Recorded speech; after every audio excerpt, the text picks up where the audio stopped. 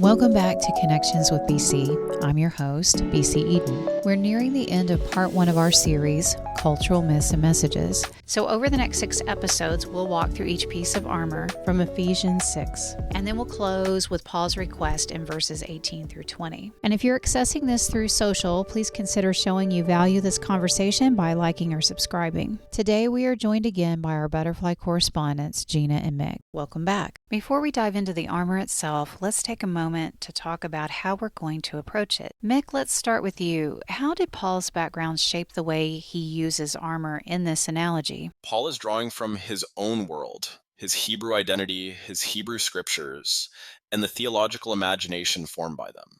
When he talks about armor, he's not inventing something new.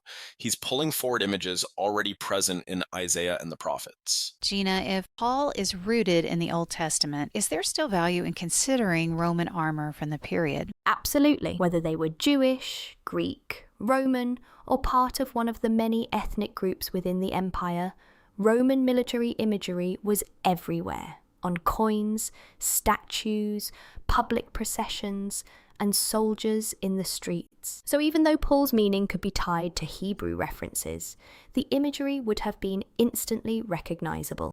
Mick, Paul is writing in Greek. How does the Greek language shape what Paul is saying? Greek adds another layer. The language itself carries different assumptions about the human person, distinctions between spirit, soul, and body that don't map neatly onto Hebrew categories like heart, breath, and inner being. So Paul is communicating Hebrew ideas through Greek words to a multicultural audience shaped by Roman power. Thank you both.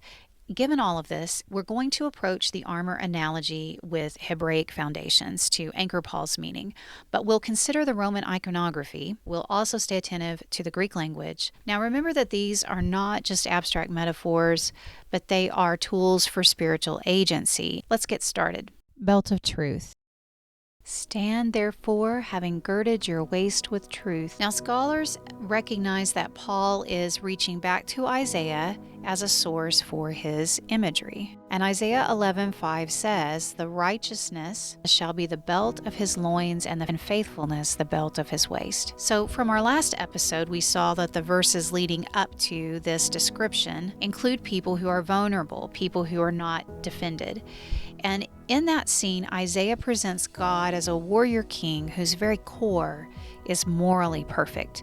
His righteousness and faithfulness are pictured specifically in relationship to belts that hold everything together.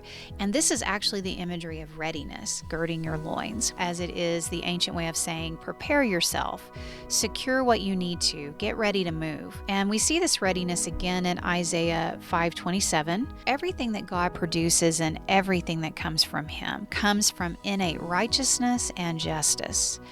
And the way we experience the result of that righteousness is through His faithfulness to us.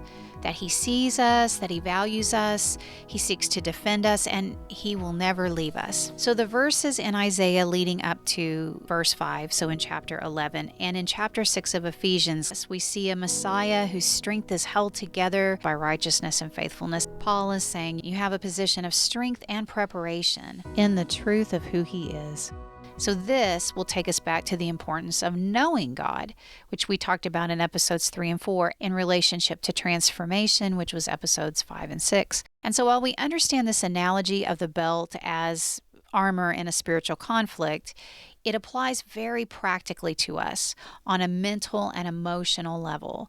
The spiritual battle takes place in this inner life, in the heart and mind. And Peter echoes this in 1 Peter 1:13 when he says, gird up the loins of your mind. And in other words, spiritual, mental, emotional readiness comes from anchoring yourself in the truth of who God is. So now let's move to the Greek, and we can see the concepts of setting, establishing, holding up, the idea of standing or abiding. And then Paul tells us how we stand and abide. Gird with a belt. That means to fasten the belt around you, and that would be your midsection or hips. It's this idea of dressing as preparing, like you would dress in the morning, or providing protection. You are guarding your ability to produce in life. And then you're doing this with truth, which means reality or the opposite of illusion. Now, you may remember from episode 7 when we talked about truth, meaning authenticity or reality. So spiritually, truth, it is a commitment to what is the highest reality, not merely what feels true in the moment. And moving to the iconic Roman soldier imagery, that piece that held everything together. It facilitated access to weapons. It helped hold the gear in place. And it displayed emblems of identity, so your rank and authority.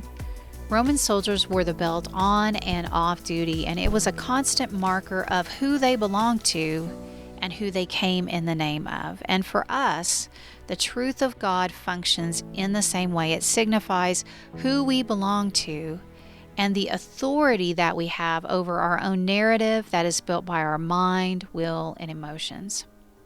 It also keeps us prepared for whatever thoughts, messages, or narratives that we may encounter. The truth of who God is becomes the stabilizing force that keeps us grounded and ready. Thank you again for joining us today, and thank you to Gina and Mick, our butterfly correspondents. Join us next time for the breastplate of righteousness. You won't want to miss it.